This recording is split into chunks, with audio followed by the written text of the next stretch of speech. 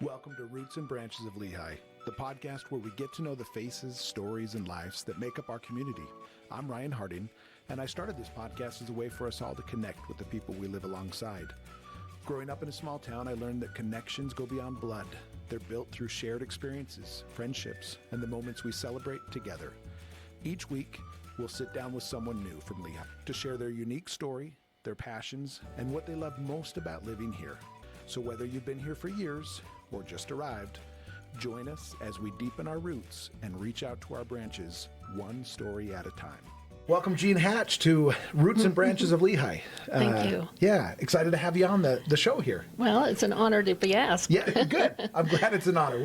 We're such an important organization Yes. here, right? You know. Well, let's kind of start at the beginning, get to know you a little bit. From Lehi, where'd you grow up and stuff like that? Yes, born and raised in Lehi. Okay, so a long time. I was born in the Old Lehi Hospital, which is no longer there. Okay. And just spent most of my life here, other than a short stint in Boise, Idaho. Okay.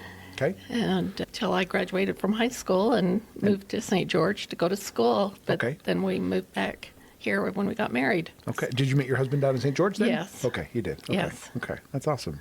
And tell me what your parents did. What work did they do back then, here in Lehi? Well, my mother was a stay-at-home mother, Okay. Like most back then. And my father was a welder, and so he had his own home business, as well as working at Geneva and some of the steel plants down in the Orem area. Okay. And talk to me about what Lehi was like back then. I mean, obviously, Lehi is now quite the city, right? It's changed a lot. It's changed a lot. But back then, more of a farming community, obviously, a lot smaller town and stuff like that. It was. So if you want to know what Lehi was like back then, go walk the streets of Goshen today. Okay, yeah. That it was a small town. We knew everybody when we'd come to town. Mm-hmm. Of course, we lived, my maiden name was Treneman, so I grew up on Treneman Lane. Oh, okay, nice. And at that time, there were no sidewalks and dirt roads a lot down in that area. Yeah. And so in order to go roller skating, we'd have to walk over to a church so that we could have some concrete. Yeah, because it was all dirt, right? Right. Yeah.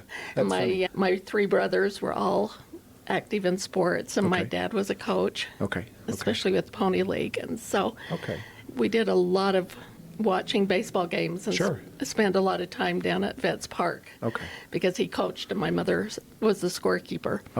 And that was kind of a family tradition to play baseball and softball. So Vets Park's been around for a while then? Yes. So, Yes. Yeah. Was it always as big as it was? No, they've expanded it quite a bit. Okay. But it was still one of the largest areas to get together. That's where they did the fireworks on the 4th of July and different activities were held down there. And so we spent a lot of time there, and then up the canyons, of course, because my father was also a prospector and had some claims up American Fork Canyon. Oh, okay. So we would go up there during the summertime as well. Okay. To go just kind of be with Dad and also, I mean, did he put you to work, I guess, mining and stuff or what? No, we'd just go up and have a picnic while he did the work. Okay. So. Okay. That's nice. Okay. Good. Yeah. And you mentioned that the lane you were on was named after, so how did you get a street named after your family? What? Well, because initially the only homes that were there were built by my grandfather and his brothers. Okay. So when you build your own houses in the small area, you get to name the street, I guess, right? Yeah. When you're the only ones there, you can name it whatever you want, I guess. Okay. But it's stuck, and they still call it Treneman Lane or Treneman Road, and I understand they have a Treneman Fields, which is an entire development down there now. Okay. Which didn't happen then. Yeah. There were several things that have changed over the years. Sure. We used to go to a private home to go to the museum. Okay. Because I can't remember his name. Anyway, the fellow that had started that museum held everything in his home, and so we would go as classes from grade school. Yeah, to go visit it and stuff. And tour through his house. I'm sure his wife loved that. Sure, yeah, I'm sure. And so I can remember, as a family, we were involved with some of the salmon bakes and fundraising events in order to build the first museum down there. Hutchings Museum. Oh, the Hutchings. Okay, yeah. Okay, yeah. Okay. So they've moved, obviously, and expanded since then. So you were so talk to me about that. So you were part of the fundraising to help build that? Yes. Okay. Yeah. probably more my parents than Yeah. than me. But Yeah. I know in class we would have to draw posters and make flyers to help encourage people to donate so that museum could be built. Okay. And so that was fun. But I can remember one teacher, because I had written a poster about help raise money so that John Hutchings will have a place to put his stuff. And she says, I don't think he wants these things called stuff. So, yeah, sure.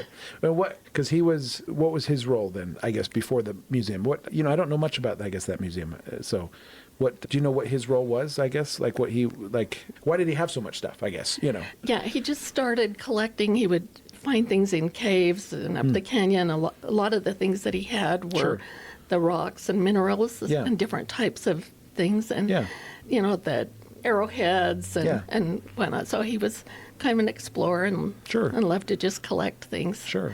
I'm sure it's expanded a lot since then. Yes. Yeah. No, that's awesome. Yeah. Okay.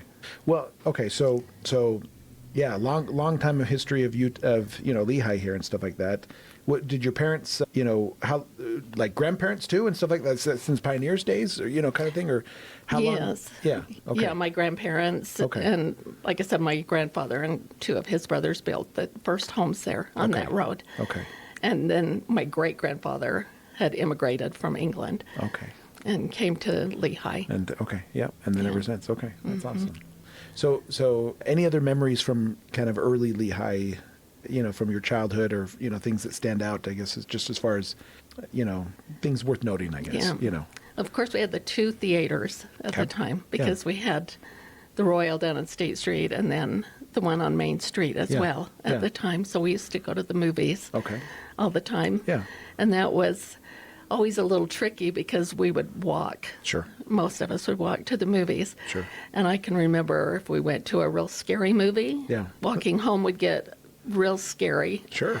Because there was a taxidermist along State Street and some old wrecked cars.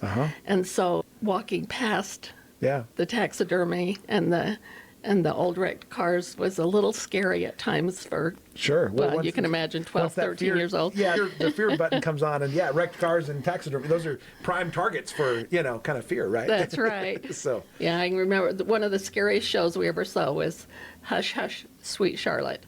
That has stuck with me. I've never really wanted to see that show again. Yeah. Because it was such a scary show at the time. I'm sure now, if I sat down and watched it, it'd probably verge on comedy. Sure. But at the time it was a little scary for us. Yeah. Funny how that's changed, I guess. Yes. Right? But there was a lot of round the block parades, we would call them, that each ward would do. In our particular ward, Lucille Brooks was there and had her accordion, so she would lead the way and play the accordion while the kids marched around the block. Yeah. And the actual Lehi parades kind of started with kind of that same idea. Sure. Oldest brother actually rode on a float, if you can call it that was a wagon with a piece of plywood across the top of it and a few decorations. Wow. And it's kind of grown from that until, at one point it kind of verged on not being a miniature parade anymore because it had grown from those wagons to the actual float bases. Yeah. And a number of years ago, one of the McNaughton girls was over the Roundup parade and celebrations, and I said to her, we're getting really close to losing that uniqueness of having a miniature parade in Lehi. Sure. If we want to continue on with that and secure that, we probably should take a look at some of the things that the different wards are doing. Yeah. Because at that point, every ward was making a float. Sure.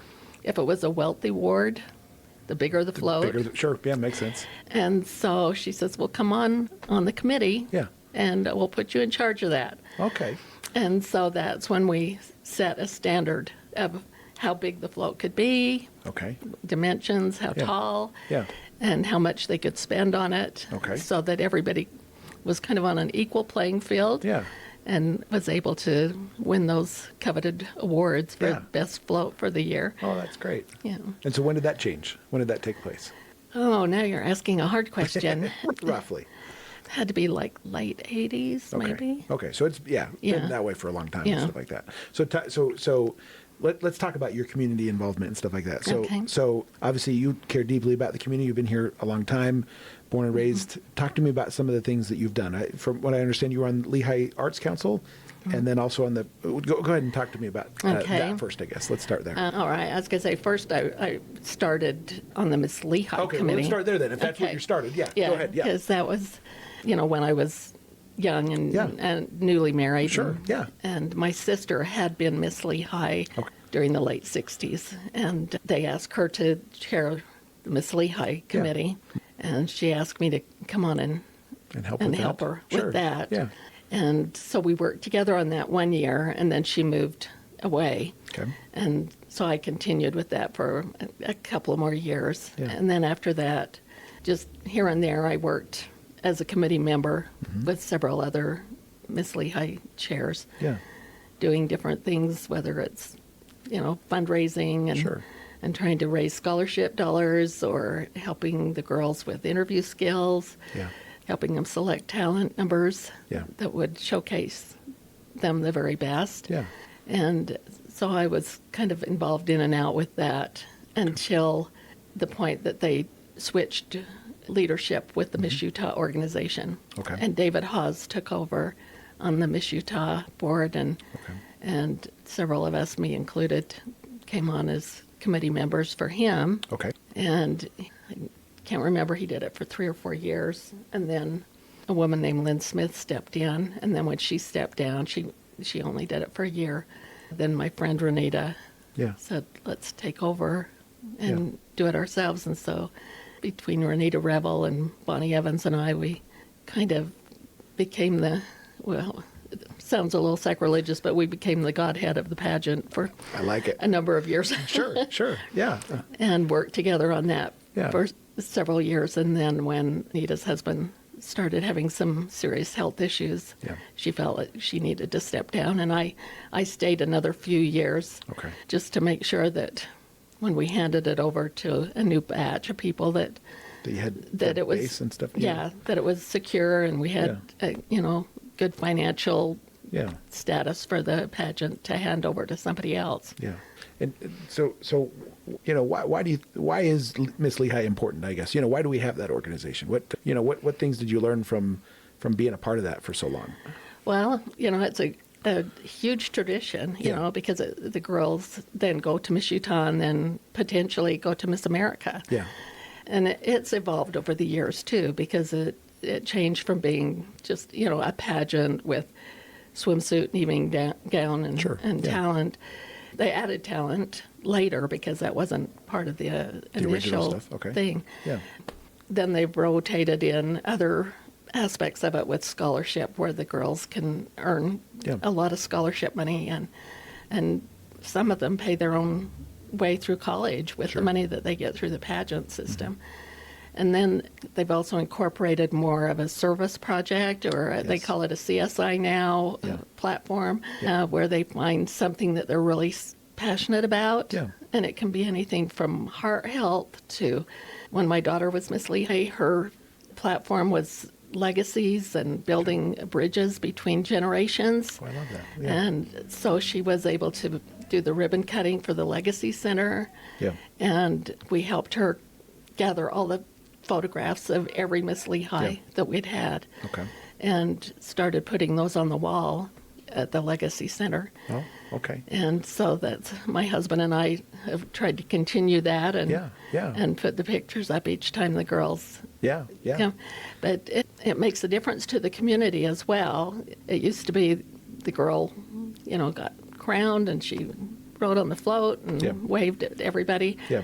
But now these girls are doing things that are really changing their communities. Yeah. And some of the communities have libraries that didn't have libraries before, or programs in place to help the community improve. And so, it's a win-win program for everybody. Obviously doing a lot of good. I had 2 of them on the Miss Lehi and the runner-up probably 6 months ago, I guess, or something like that. So it was nice to meet them and see what they were doing and stuff like that. And so And, they're in it for a year, I guess, right? Yes. And then they get, and I think at the end of that, that's when they get their plaque their picture on the Legacy Center, right? So, yeah, they have to complete their year before we put their picture up. Yeah, makes sense. Got to do your dues. You got to, That's right. You got to work there a little bit. So, anything else from your time at Miss Lehi? Anything else any memories stand out, or any, different things that, I don't know, just stand out from that time? Well, there's just so much. So many of these young women who compete, some of them are so frightened to even get up on stage and it's scary and say what their name is, and to get up there and kind of bare your soul in the community is really difficult. Yeah. And so we've seen girls that have, when they've come off stage, have just been delighted that they were able to get up to a microphone and say what their name was. Sure. That's been a huge step for some of them. Sure. Others, after going through all of the process of learning how to interview and finding out what their core values are and where they stand on issues, come back to us and say, oh, I had this job interview and I aced it. It was easy. It was simple because I had gone through all the pageant interviews. Yeah. And so the questions that they asked on the job interview were a piece of cake. I already had the answers. That's awesome. So it prepares these young women to go out and make a difference in their community and to improve their own life and their families' lives too. Yeah. Are you still involved in it then? A little bit. A little bit. I mean, you some of the things you've said, it sounds like you're at least watching it, I guess, right? But yes, I still watch it, and I have gone and done some mock interviews with several girls. As a matter of fact, right now I'm going every Sunday and working with 4 young women that are going to Miss Utah. And, and so definitely still helping involved. them. Yeah. And what are you helping them with then? Like the interview. Just prepping them for that interview and what they have to do and stuff. Okay. Right. Okay. I gotcha.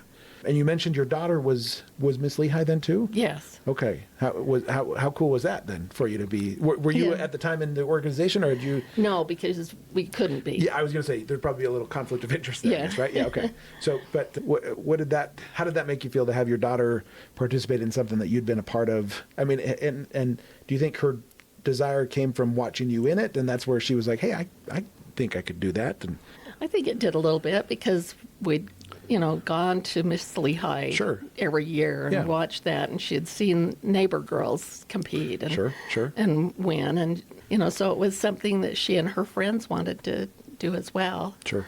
And of course, we were very proud of her and delighted that she had that opportunity and a chance to be able to showcase her talents and her abilities. And that was how long ago? That was in 2001. 2001. Okay. Mm-hmm. Okay. Yeah. That's awesome. Yeah. Yeah. It was right after. Well, it was right during 9/11. Okay. And because we decided to go to Miss America to support Jackie Hunt, who had been Miss Lehi prior, and then had gone on to become Miss Utah, Miss Lehi, but she had won the Miss Utah County. Okay. And as soon as the girls all got to Atlantic City, 9/11 happened. Oh. And so the decision was then, do we continue on with Miss America pageant or not? Yeah. Because, I don't know if you remember, but most of the things, it was like United Airlines, American Airlines, anything that had the title America in it had felt like a target. Sure. And the girls all voted and said, we don't want them to dictate how we live our lives. We want to go ahead with this. Yeah. And so we were already planning to go back, but we didn't know if we were going to be able to get there because there were no flights going in and out. Sure. And we were really worried about that. And so then they did open the airport, and we were out on one of the first flights. Okay. Out of Salt Lake City, which was scary. Sure. Probably a pretty empty flight too. Yes. Was it? It was very empty. Let me get my tissues, sorry. No, you're good. Yeah, it was frightening to know that we were going to get on a plane and not knowing there were still some of these terrorist cells out there that, Yeah, you didn't know at that point. Yeah. Yeah. And so we prayed a lot about it and had my husband give us both blessings as well so that we would feel calm going. And got on a plane and flew to Denver and then got on a jumbo jet to go the rest of the way. And like you said, the plane was almost empty. Yeah. All of the pilots, flight attendants, everyone on that plane were older individuals. Okay. Because the younger people were refusing to come back yet. Oh, really? So the nice point about it was we were immediately put in first class. Sure. Yeah, might as well have somebody sit there, right? Yeah. And when we did fly into Newark, the pilot said, I will get as close to ground zero as I can so you can look out the windows. Oh. And so he did that for us. And then while we were in Atlantic City, we took a bus up into New York and then took buses and cabs as far down on the island as we could. Yeah. And then walked. And the only thing I can compare it to is the movie Close Encounters of... Okay, sure. Yeah. Yeah. Because we were walking with a lot of different people, but nobody was talking. It was such an eerie thing because, and we had been in New York shopping with our daughter and two of her friends just a couple of weeks previous to 9/11, and had been on top of the World Trade Center and knew, all the noises of the city and all the things that were going on there. Yeah. And so it was such a stark difference. Sure. Yeah. To walk down these streets that had signs with people's pictures on them and flowers and candles and things everywhere. And, it's just kind of a surreal experience. Sure. But it was really strange because when we were there a couple of weeks prior, we just had a real uneasy feeling because we were up at the top of the World Trade Center and we'd been there before, so it wasn't like it was a new thing to us. But for some reason, I just got this really uneasy feeling, and I told my husband, we need to get down out of here and get these girls down because how would we get them out of this building if it ever caught on fire or something? Sure. And so we gathered the girls together and got down out of there as quick as we could. And then my husband said that he had felt something really almost evil in the building before we got down. And this was what date, roughly? Oh, gosh. Well, it was the end of August because I had been... Okay. So just a couple weeks before it happened. I had been in meetings in Philadelphia and said, meet me in New York. Yeah. And had them fly into New York, and I took the train from Philadelphia up to New York and met them up there. And then, so we could just enjoy some time, go to some plays, go shopping for pageant clothes and jewelry and different things. Sure, yeah. Yeah, so it wasn't very long before. Yeah. And so when it happened, and I was at work in Logan, and we shut everything down immediately and said, we're going home. Because nobody wants to do business on today. That much going on, yeah. Yeah. And on my way home, my daughter said, guess what just popped up? And this was before, normal Facebooks and Twitter and all the... Yeah, social media stuff. All the social media stuff. But on top of the World Trade Center, they had some boxes where you could send a video home to your email. And there was my daughter and her two friends saying, hi, we're here on top of the World Trade Center. Yeah. And it had popped up in her emails that day. Oh, wow. And so it was a strange experience. But I have to say, we never felt safer anywhere in the world because all the time we were at Miss America that year, they had sharpshooters on the roof of the building. They had the PT boats with guns going up and down the shoreline. Okay, so there was a lot of protection. There was a lot of protection. Yeah. Yeah. Wow. Yeah, that's crazy that all that, because so you were there before September 11th in late August, you said, and then the rest of the pageant you said was late September or October. When was that? It was in September. It was in September. Yeah. I mean, so you were really recent then. Yeah. So because it was just like a week. I mean, it was. So you were fresh. We were literally on one of the first flights that left Salt Lake City. Wow. But when they opened the airports back up. Wow. Yeah. That's crazy. That I just entered the MTC the day after, so that's where I was. So just to but interesting. Anything else from that time? Anything else stand out to you? Oh gosh, there's just been so many different experiences that we've had, because we've traveled to Atlantic City for the pageant there. They moved it to Las Vegas for a while, which we loved because we were close and within driving distance. Sure, sure. And loved having it in Las Vegas. So we did have one of our Miss Utahs, and that we got very close with her parents. And so while she was in interview and competing down in Las Vegas, Renita and I went with her mom and dad and went to the Las Vegas temple and did a session. Oh, that's great. Yeah. You know, and we're able to share that time with them a little bit too, and kind of give them a little more comfort in whatever happens. And, Sure. And, you know, whatever, you know, was meant to be, you know. Yeah, I get you. We just always feel like whatever happens is meant to be. It's a good attitude to have. Yeah. Do you know how many, like from Miss Lehi, you know, you mentioned some of them going on to Miss Utah. You know, do you know the numbers on that as far as how many have gone from, you know, that were in Miss Lehi that went to Utah? Or? Oh, well, there's been one every year. Okay, that from Miss Lehi? From Miss Lehi that goes to Miss Utah. Oh, okay. And then from there we've had... To represent Utah, I guess, for Miss America. That's maybe the better question then, I guess. Yes, okay. And so we've only had a couple that then went, one Miss Utah, and then went back to Miss America. Okay.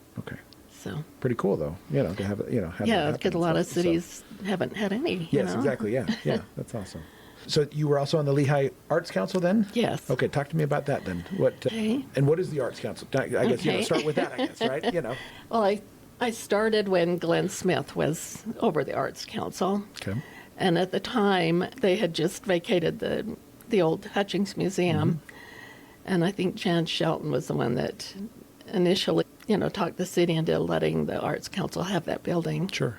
And then when Glenn came in, he asked me to be on his committee, and we worked at kind of remodeling the building, putting mirrors up and the dance room, installing more of a stage area that was a real stage and not just some platforms and folding chairs. So we worked with Glenn on that, and then I continued working with, I think it was Jay Hardman and then Bev Wilson. Okay. And then I took some time off because my sister had been diagnosed with some brain tumors and was going through some surgeries and some serious issues. Yeah. And then when Bev stepped down, Johnny Revel was a council member at the time and called and said, would you consider taking over as the Arts Council chair? Yeah. And at first I was a little reluctant. I had a lot going on. Yeah. But the calls never come at an easy time. No. Right? I was like, oh, sure. I was actually looking for something else to do. Yeah. Didn't have anything to do this week. Yeah. And so I took over with that, and I'm trying to remember when that was, because it was the early 2008, 2002, 2004-ish time. Sure. And did that for, I believe, about 18 or 19 years. Okay, so a long time. Yeah. And so we, you know, I feel like we built the program, you know, and made some good strides with it, and kind of expanded the theater program there, continued to be supportive of the Lehi Silver Band, chorale group, singing groups, did art classes, pottery classes, different things. So we had a huge variety of things that we did, and we expanded the youth theater quite a bit because they had just started with some youth theater, and when I left, we had like 2 or 3 age groups of children's theater, and did multiple shows a year, and multiple adult shows during the years too. So, which I love. Yeah, my daughter's actually in she's in the Shrek one they're doing right now. Oh, okay. So she's Donkey, so she's got a good role. That is a great role. Yeah, she's excited about it. So we had Kurt Elison on here maybe a couple shows ago, I guess, too, and stuff like that. And so he probably took your position then, I guess. Or, yes. Okay. So he took over for what you were doing and stuff. Okay, that's awesome. So tell me any memories from that, you know, from serving there. Do you mostly do administrative things, or are you kind of in the, you know, the trenches per se on it? Or tell me what that role entailed. Did a little bit of everything. Did administrative things. There were times when I directed plays. There were times when I was cast in plays and did that. I did a lot of costuming. A lot of props, and my husband is a builder, so got him involved building a lot of sets, a lot of stairs and different things. Sure, yeah. For a while I directed the Lehi Chorale, so just kind of a little bit of everything while there, but, it's something that you just love and you get up to your eyeballs in because, it's a bug that bites you. Yeah. And we did, one year, we did a cooperative effort with Thanksgiving Point and worked with them and did the production of Oklahoma in the barn. Oh, nice. On that stage. Yeah. And that seemed to lend itself very well for that production. Sure. Because of the atmosphere of it. And, that's great, yeah. And we were able to actually pull wagons and things onto the stage there that we would never have been able to down here at this, at the little theater that is not in the round, the Horseshoe Theater there. Yeah. What, so obviously Utah is very, into the arts and stuff like that, whether it's music or, plays or different things like that. So, tell me why do you think it's important that Lehi has, this arts area, especially where you have other places around here that have art, competing and stuff like that. So why do you think that's still important to have that here, I guess, locally? Well, I think it's important to give everybody opportunity on multiple levels. Sure. Okay. There are a lot of kids, even adults, that would be able to participate at a community theater level that might not make the cut for a bigger production, for like a health center theater production. There's, you don't go into it thinking, all these kids are going to grow up and be, but it gives them a self-confidence. Yeah. And it helps them to understand kind of a bigger picture. I've always tried to instill in the kids that what they're doing with their cast is like being a family, and people depend on you. Sure. And if you don't learn your lines, then it messes up somebody else. If you don't hit your cue on time and show up on stage when you're supposed to be there, it hangs your cast members out to dry a little bit because they're standing there not being able to deliver a line or do a dance step or whatever it is that they're depending on you to do. Yeah, you are part of a team, a family, like you said. Yeah. And so I think it prepares these kids for their workplace, for school, for anything that they go into, for the family life later on, because you learn those skills of depending on one another and supporting one another. And, we always tried to encourage kids to make sure that they showed love and support to one another and not criticize or make fun of somebody because you're family. And you're all working towards one goal. Yeah. And I remember one little boy, we were doing a production of Honk, which is an adaptation of The Ugly Duckling. Okay. And one of the characters has to be like this, his character was Bullfrog. Okay. And he had to stand up like a stand-up comedian and do some of the corniest jokes in the world. Sure.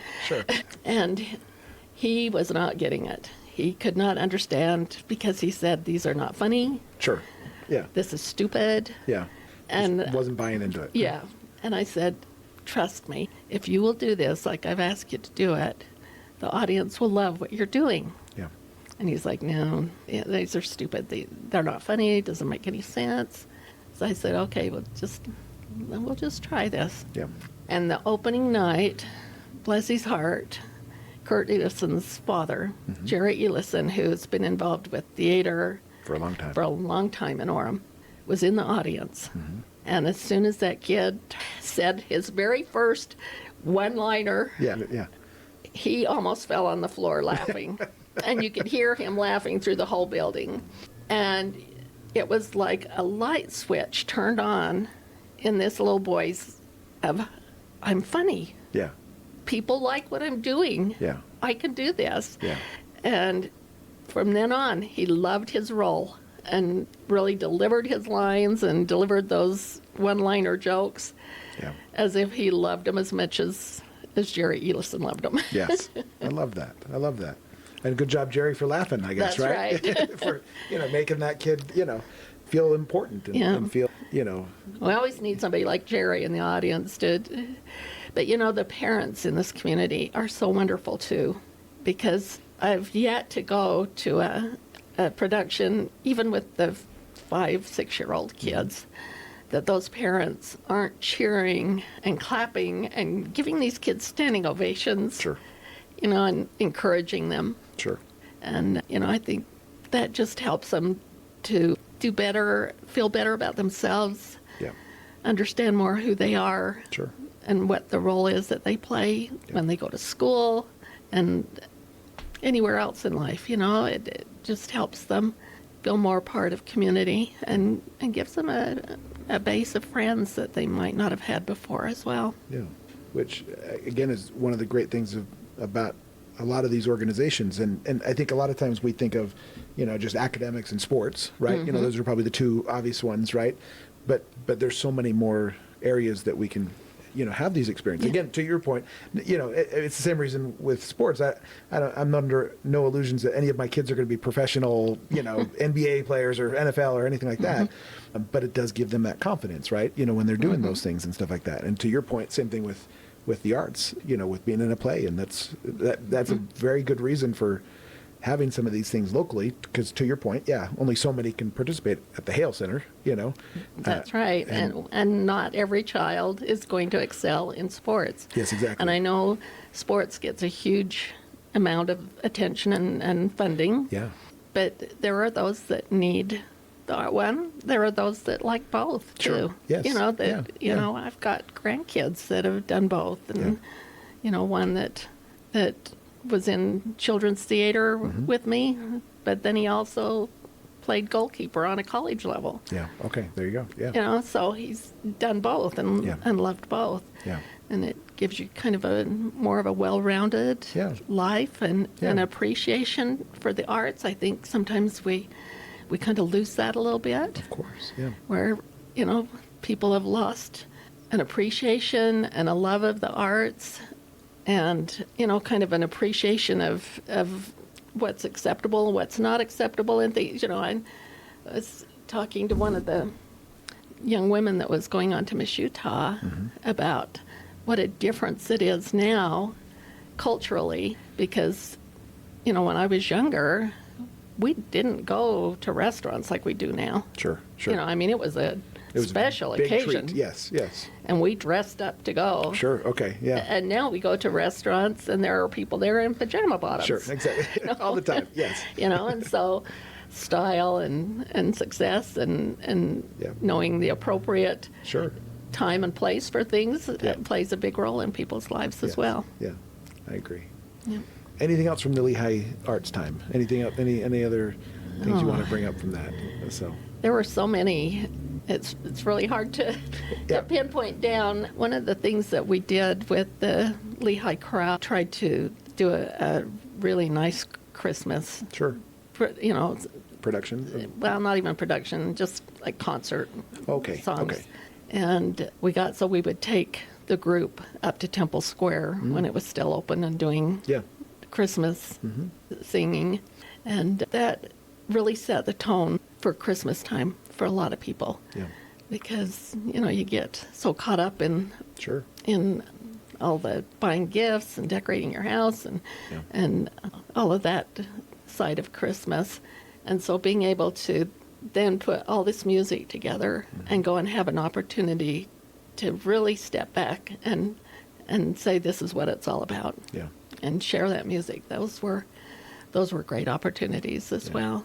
Oh, that's great. And we love that. We just met so many wonderful people, made so many good friends through theater that we've now watched people that started doing productions with us there that have gone on. One young man did children's theater with us. And then the last few years he's done productions with the Health Center Theater. Okay. And then down at the Ruth, the new one. And now just recently moved to Paris and is performing at the Disneyland in Paris. Oh, wow. Okay.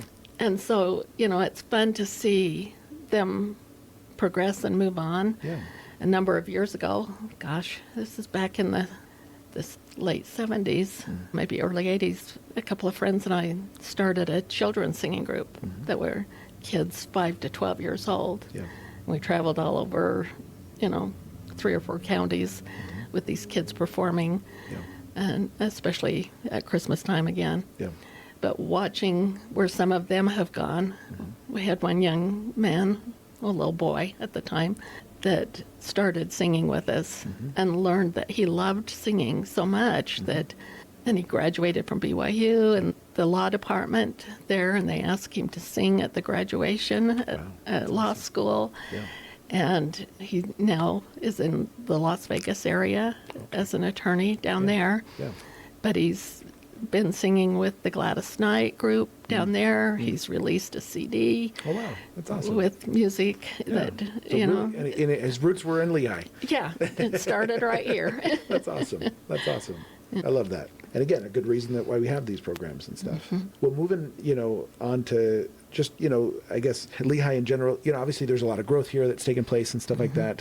With this growth and with the city being very different than what you grew up with, what things, are you liking about where Lehi's at right now? What things are you saying, hey, it would be nice if we could go this direction or this direction? I don't know, just kind of general thoughts, I guess, on Lehi. Well, you can't stifle growth. Yeah. I had this discussion with a couple of men in town a number of years ago where they were like, we don't want the city to grow any more than it is. I said, well, then you got to stop having children. I was going to, exactly, right? Because you don't want your children to grow up and move away. You want them to stay here. And so obviously we just continue to have growth. Yes. But it can be a great thing. I look at this brand new building over here and it looks like the old tabernacle that I was baptized in. Yeah. And I think that's a wonderful thing. Yeah. So I think a lot of the growth is great. It brings a lot of new talent, brings a lot of new opportunities into the community. We have since moved west a little bit, so we're out in Eagle Mountain. Oh, you are? Okay, yeah. Been out there for about 9 years now, I guess, and we kind of split our time between here and St. George and go back and forth a little bit. Yeah.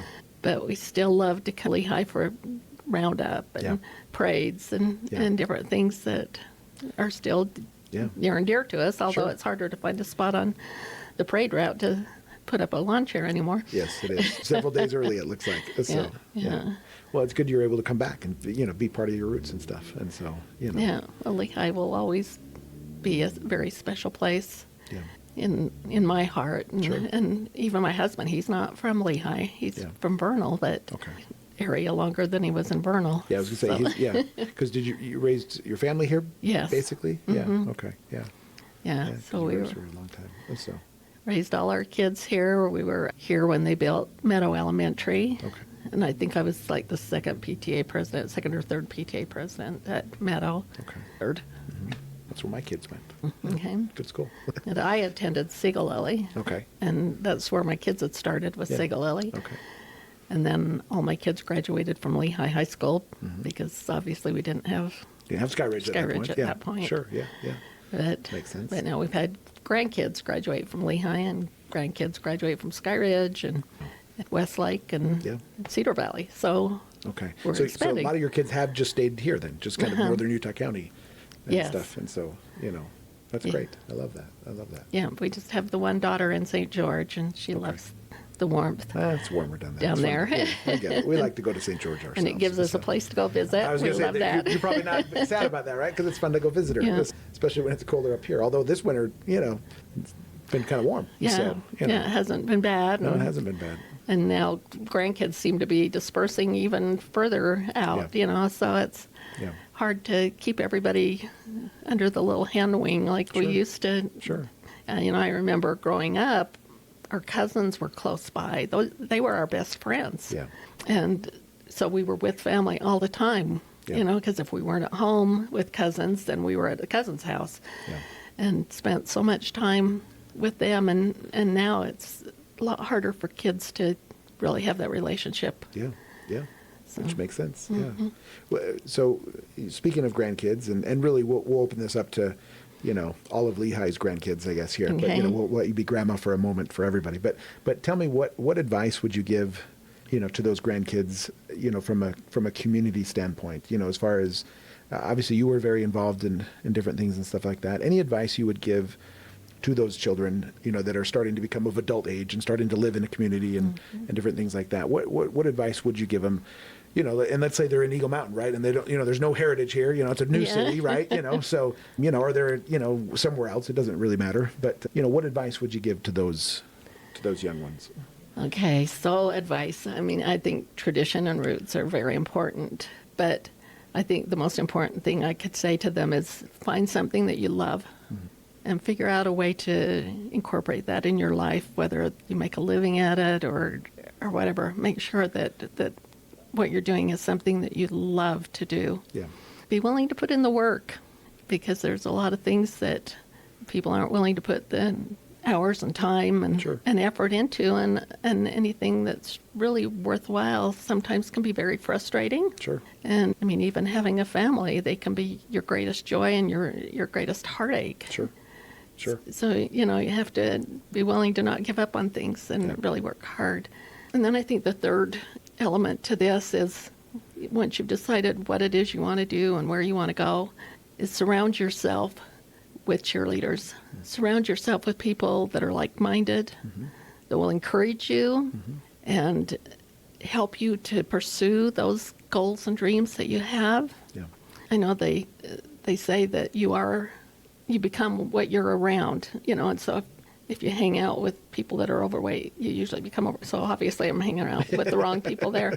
Hey, people that eat good. Yeah. That's what it is. So. Or if you hang out with people who are negative and unhappy all the time, you become that.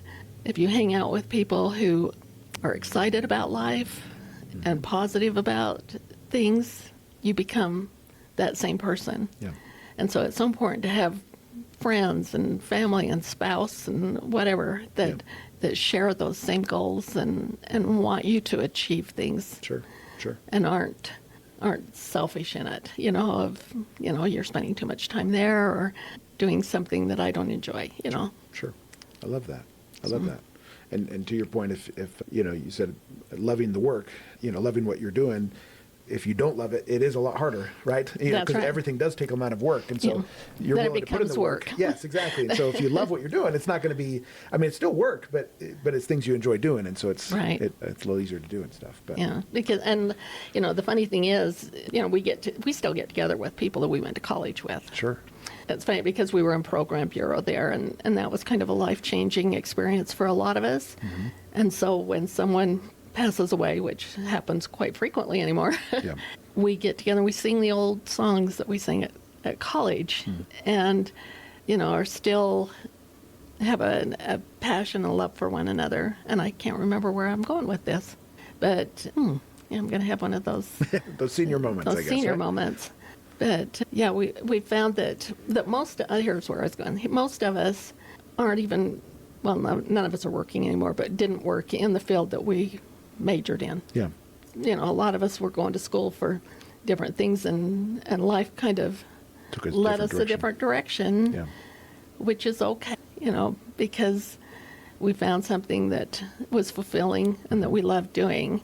And I mean, I was going to be a school teacher, and I've been able to do a little bit of subbing here or there, different things, but I never did do that because all of a sudden I had started volunteering with March of Dimes, and I'd volunteered for a few years with them, and then they said, come work for us part-time, and then they said, come work for us full-time, and you want to be the division director for us. And so my whole life, I spent, close to 25 years doing work for an organization that wasn't necessarily in my on your career path. My career path initially. But I learned so much, and I gained so many friends and met so many people that I call my heroes. Because when you meet families that have children born with birth defects, and they're told, oh, you have maybe a 3 or 4% chance of this ever happening again, and then it happens again. Those people are heroes. Yes. Yeah. And the doctors and nurses that work in the NICU and dedicate their lives to saving these babies that are no bigger than a dollar bill when they're born. Yeah.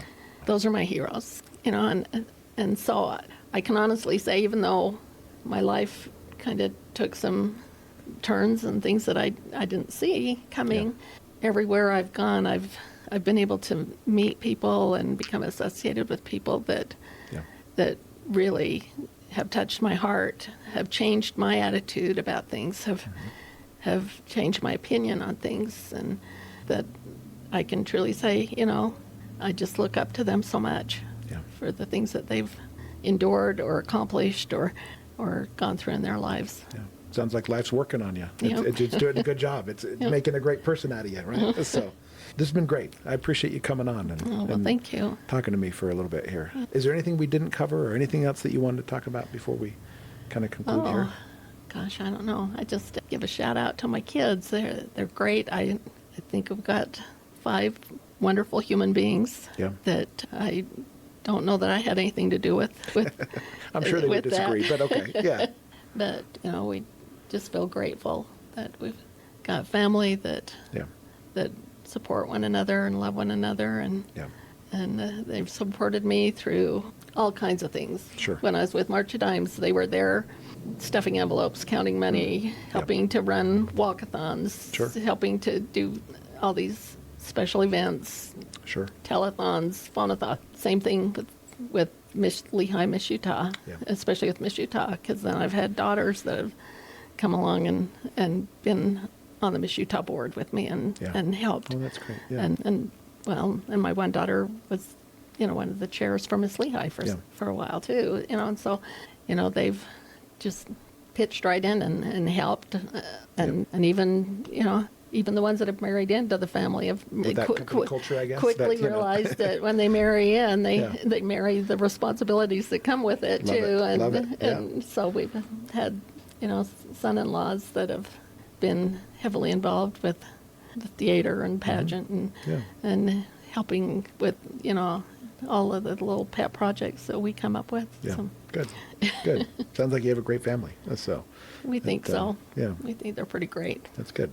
Well, I'm sure they think the same about you. So this has been great. It's been great to get to know you. Great to, obviously we appreciate your work in the community, what you've done, what you continue to do. You're not dead, right? That's so right. keep working, right? So. But I tell my granddaughter that, 'cause she goes through my jewelry and she's like, "Oh, I like this ring. I like this one fits me," and I'm like, "I'm not dead yet." Yeah, that's right. Not yours yet. No, that's still mine. That's right. Got to start claiming stuff yet. Yeah. So that's great. No, I love that. Well, hey, thank you. Thank you for coming on. Thank you for the invitation. Yeah, good to meet you, and again, thanks for all you're doing. Thank you for joining us on Roots and Branches of Lehi. I hope today's story helped you feel a little more connected to the people who make up our community. Remember, every person here has a unique story, and together, we're what makes Lehi. If you know someone who would be a great fit for this podcast, please fill out the form in the show notes so we can reach out and schedule an interview. We'd love to hear from you. A big thank you to our sponsors, the Work Harding Home Mortgage Team and Play Harding Nightly Vacation Rentals, for supporting this show and helping us bring our community closer together. Until next time, keep growing those roots and reaching out to your branches. Take care.